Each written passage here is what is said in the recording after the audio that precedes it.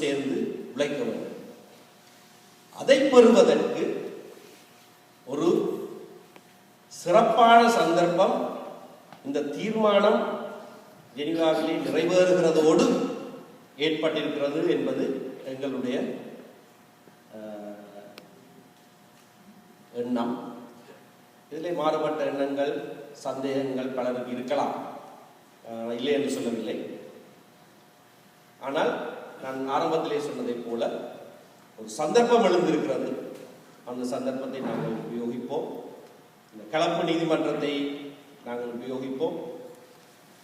உண்மையை அறிகிற பொறிமுறையை நாங்கள் உபயோகிப்போம். இழப்பீடுகள் எங்களுடைய மக்களுக்கு கொடுத்தார்கள் திரும்பவும் தங்களுடைய சொந்த காலங்களில் எழுந்து நிற்கக்கூடிய விதமாக அது மிகவும் கஷ்டமான ஒரு நிலைப்பாடு. இன்றைக்கு ஒரு கிராமத்துக்கு சென்றால் எந்த இளைஞருக்கும் வேலை இல்லை. வேலை இல்லாதது பெரிய பிரச்சனையாக. தேர்தல் பரப்புரையின் போது நான் பல இடங்களுக்கு சென்ற போது மற்றவர்கள் சொல்லிக் கொடுத்த கேள்விகளை முதல்ல கேட்பார்கள். நீங்கள் இப்படி சொன்னீங்களா, அப்படி சொன்னீங்களா, இந்த கேள்வியெல்லாம் வரும். ஆனால் இறுதியில் கேட்பார்கள், ஐயா எங்களுக்கு வேலை எடுத்து தருவீங்களா? வேலை இல்லாட்டி நாங்கள் என்ன ஐயா செய்யறது? நாங்கள் வெளிநாட்டுக்கு தான் இருக்க முடியும். எல்லா இளைஞர்களும் வெளிநாட்டுக்கு போனால் பிறகு அரசியல் தீர்வு இலங்கை, அதுக்கு பிறகு இந்த சுயாட்சியாக. ஆகையினால அங்க எங்களுடைய மக்கள் சுயமரியாதையோடு வாழக்கூடிய விதமாக அவர்களுடைய பொருளாதாரம், அவர்களுடைய வாழ்வாதாரம் கட்டியெழுப்பப்பட வேண்டும். அதற்கு ஆதரவாக நாங்கள் செயல்பட வேண்டும். அதை நாங்கள் வற்புறுத்த வேண்டும். அதை பெற வேண்டும். முழுமையான அரசியல் தீர்வுகளுடைய மக்களுடைய எதிர்காலம் அந்த நாட்டிலே அவர்களும் எந்த விதத்திலும் மற்றவர்களுக்கு சாய்த்தவர்களாக இல்லாமல் எவருக்கும் நிகரான பிரஜைகளாக தாங்கள் சரித்திரபூர்வமாக வாழ்ந்து வந்த பிரதேசங்களில் தங்களை தாங்களே ஆளுகிற விதமான ஒரு சுயாட்சி பொறுமுறை ஒன்று அரசியலமைப்பு சட்டத்தினாலே திரும்ப பெற முடியாத வண்ணமாக ஏற்படுத்தப்பட வேண்டும். அதுதான் நிலையான நீடித்திருக்கக்கூடிய ஒரு அரசியல் தீர்வாக இருக்கும்.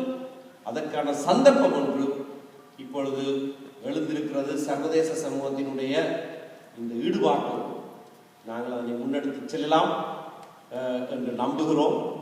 அதற்கான ஆதரவை நாங்கள் புலம்பெயர்ந்திருக்கிற நாடுகளிலே எங்களுடைய உறவுகளிடத்திலே நாங்கள் கேட்கிறோம். எங்களுடைய மக்கள் எங்களுக்கு கொடுத்திருக்கிற ஆணைக்காக ஆவது நீங்கள் எங்களோடு சேர்ந்து இயங்குங்கள், எங்களோடு சேர்ந்து செயற்படுங்கள். இந்த இறுதி இலக்கை நாங்கள் அடைவதற்கு அங்கே வாழுகிற மக்கள் மட்டுமல்ல, உலகத்திலே வாழுகிற மக்களும் இணைந்து கைகோர்த்து அந்த இலக்கை நாங்கள் அடைவதற்கு நீங்கள் செயற்பட வேண்டும் என்று கேட்டுக்கொள்கிறேன். முடிப்பதற்கு முன்னதாக தேர்தல் நேரத்திலே தமிழ் தேசிய கூட்டமைப்பின் வெற்றிக்காக பலவிதமான உதவிகளை செய்த பல அன்பர்கள் இங்கே இருக்கிறார்கள். தனித்தனியாக உங்களுக்கு நன்றி செலுத்த முடியாவிட்டாலும் பகிரங்கமாக உங்களுக்கு நன்றி செலுத்த கடமைப்படுகிறேன். கட்சியின் சார்பாக உங்களுக்கு எங்களுடைய மனமார்ந்த நன்றிகள். எப்பொழுதும் போல கனடாவிலே இருந்துதான் எங்களுக்கு கூடுதலான உதவி இந்த தடவை கிடைத்தது.